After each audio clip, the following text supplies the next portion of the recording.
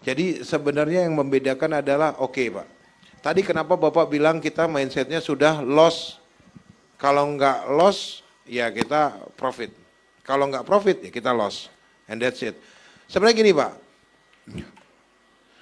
apa yang saya jalanin ini Pak, itu sudah ada 1400 tahun lebih yang lalu yang ngejalanin. Ada dua contoh yang saya ambil selalu, Utsman ibnu Affan dan Abdurrahman bin Auf. Ya, kalau nggak dari Abdurrahman, saya ngambil dari Utsman. Kalau nggak saya ngambil dari Utsman, saya ngambil dari Abdurrahman bin Auf.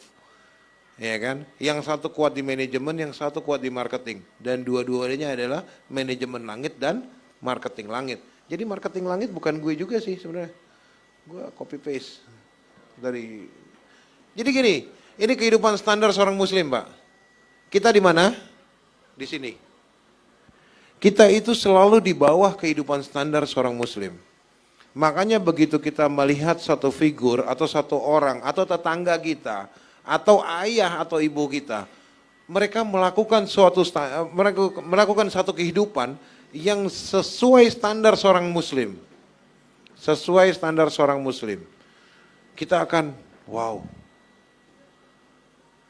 Padahal saya sering bilang, yang saya lakukan ini bahkan masih belum sampai di standarnya seorang muslim. Mungkin masih di bawahnya itu dan saya masih cari cara untuk saya mencapai ke situ. Saya masih cari cara untuk sampai ke situ. Jadi kalau Bapak cerita profit and loss, itu baru ditemukan kemarin Pak. Sistem berniaga kita itu dengan secara yang kapitalis itu baru 1600, abad ke-17an. Saya pakai yang dibangun dulu abad ke-7. Abad ke-7 atau abad pertama Hijriyah. Abad ke-7 Masehi. Saya pakai sistem yang dipakai abad ke-7. Saya mundur 700 tahun ke belakang.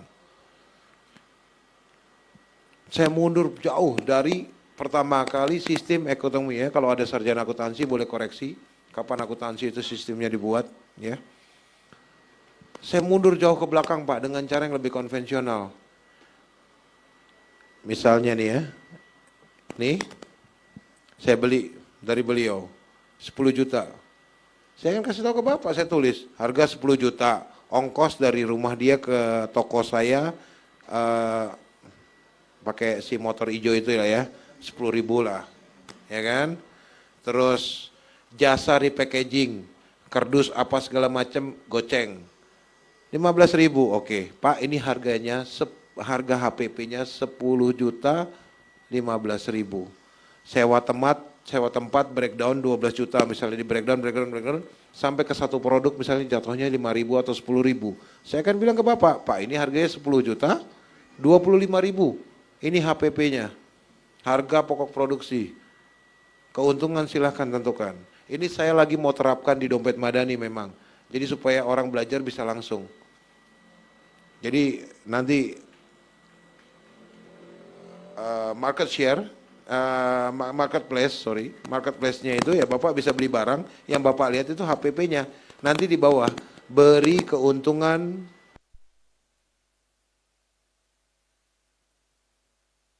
paling bawah 100 rupiah, 500 rupiah, 1000 rupiah, wallahualam. Atau kita kasih opsinya ke pedagang, dia mau ambil paling bawahnya yang mana, terserah. Ini kita lagi full diskusi untuk ngebangun di dompet madani. Cuman kurang lebih sama seperti itu Pak. Itu paling simple. Itu paling simple. Paling sederhana. Sesederhana itu, ya saya pikir memang harus sesederhana itu sih. Kan enakan ya Pak. Masuk, sekian, nih HPP. Terserah mau kasih saya keuntungan berapa. Monggo silakan. Saya kasih 1.000 kamu ya. Ya, kamu ikhlas, kamu ridho, enak saya jadiin makanan. Simpel kan? Sesimpel itu Pak. Asli sesimpel itu. Saya melakukan bisnis ini dengan cara yang sesimpel itu. Orang kadang-kadang mikirnya terlalu rumit. Jadi overthink. Yang saya selalu datengin, orang datang ke saya tuh, dia dongeng 1 jam, itu semuanya overthink. Dari sistem manajemennya bulet lah, wah kiri kanan udah susah sekali hidupnya. Saya bilang gila, gue kalau hidup jadi lu kayaknya gue gak kuat. Karena hidup lu rumit banget. Nah, akhirnya saya jelasin dengan sistem yang kafe yang saya jalanin, sesederhana itu kok. Iya, sesederhana itu. Bahkan kalau, kan datang kan ke kafe, kita kasih tabletnya kan, dia masukin harga sendiri loh untuk kopi yang dia minum. Habis itu dibayar sendiri. Dia masukin ngetik sendiri angkanya. Sesederhana itu Pak. Jadi nggak mau diperumit dengan muter, bulet dan segala macamnya. Dah, bikin bisnis itu yang sesimpel itu. Karena sudah dibuktikan sama Abdurrahman bin Auf, dalam waktu 6 bulan, dari orang terkere, orang ketiga terkaya Pak. Itu Bapak mau pakai ilmu dari siapa? Michael Kors dan segala macam yang nggak akan ketemu Pak. Asli. Nggak akan ketemu. Sistem manajemen barat di-apply ke situ nggak akan jadi Pak. Dalam 6 bulan dia dari orang terkere jadi orang ketiga terkaya satu kota Madinah. Mau pakai sistem apa coba, manajemen apa? Nggak akan ketemu. Hanya ikhlas.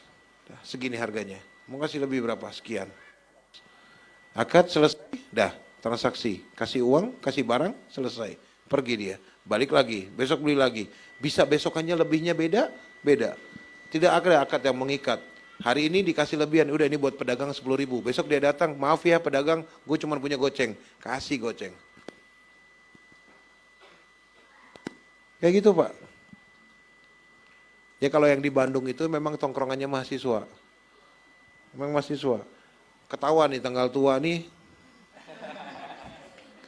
Ngisinya nyari angka yang di bawah. Tapi kalau tanggal muda, dia bayar 100.000 itu 11.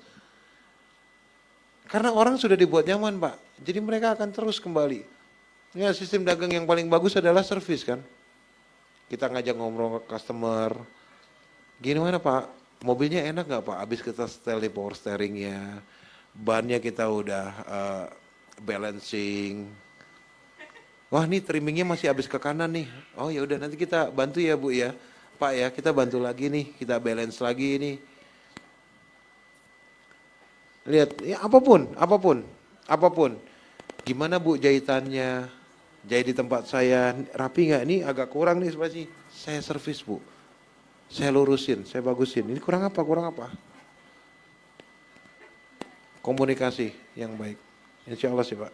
Gitu ya Pak. Tuh, antum yang Baik, selanjutnya ini ada pertanyaan. Gimana jika usaha yang dijalankan adalah full jasa seperti desain grafis atau ilustrator? Jika diterapkan konsep bisnis ikhlas tersebut ke usahanya, mungkinkah itu bisa dilakukan? Atau dia harus punya usaha backup untuk pemasukannya? Oke. Saya juga desainer grafis, ya. Kafe-kafe orang ada beberapa yang saya bantu desain arsitekturnya, bahkan saya sampai ada di lapangan. Artinya ikut ya, kayak harus bikin tembok batu yang seperti apa, saya ada di situ dan saya ikut membantu ngerjain.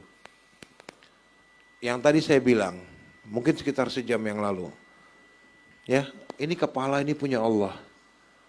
Kepalanya punya Allah, isinya juga punya Allah. Kontennya juga punya Allah.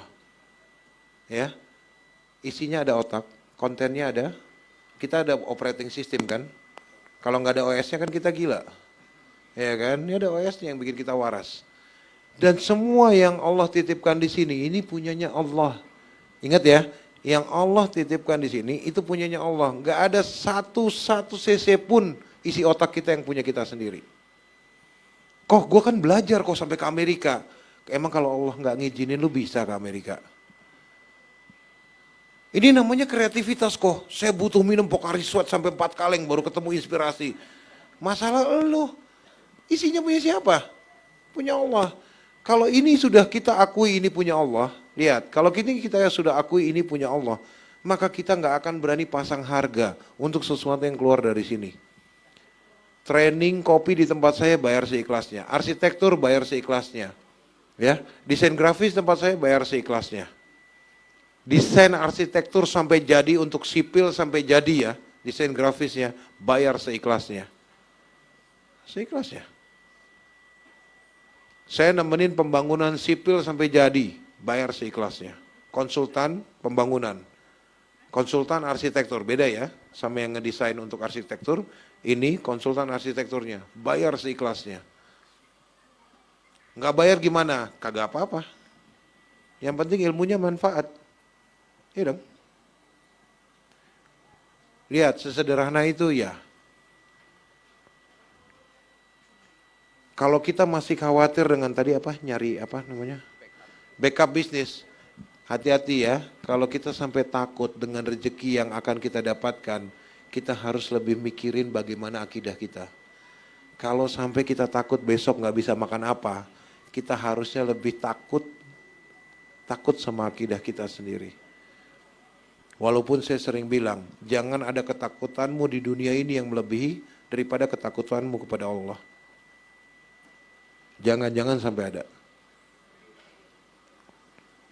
Baik secara fisik ya, maksudnya pukul-pukulan sampai mati, paling banter mati.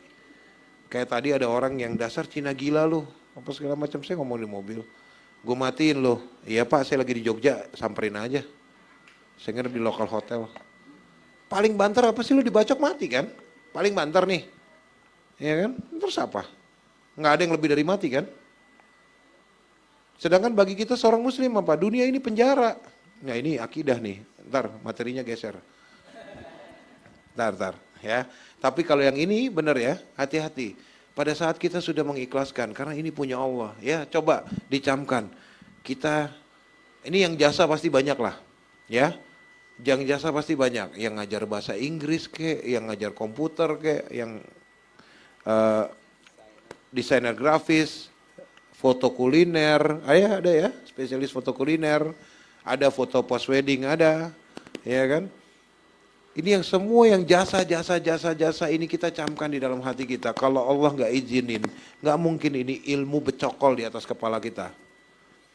Dan nggak mungkin bisa kita sampaikan ke orang. Dan jangan sampai, gini loh, ini ya, antum punya motor, ane pinjam nih, set. Tiba-tiba aneh rentalin, Pak mau pinjam motor nggak? Sehari 25. Kesel nggak? Kayak motor gua tuh. Lihat, ya, ini analogi sederhana nih tentang motor doang, ya. Bayangin, kalau ya Allah nggak akan kesel sama manusia. Kalau sampai kita yang kufur sama Allah, ya hati-hati, ya. Karena sesungguhnya rizkimu dan ujian untuk kalian itu akan dicukupkan sebelum dihabiskan nyawa kalian. Jadi kalau udah cukup rizkinya, udah cukup ujiannya, ditarik nyawanya, tas. Ya, itu kata Imam Syafi'i. Nggak akan dimatikan sebelum dicukupkan rizkinya sama ujiannya. Udah. Jadi kita jangan sampai kita khawatir ya, hati-hati. Kita kalau khawatir dengan makanan yang akan kita makan besok, kita bisa kufur sama Allah. Nah itu lebih berbahaya dari sekedar obrolan yang pertanyaan yang pendek seperti ini. Tapi semoga menjawab.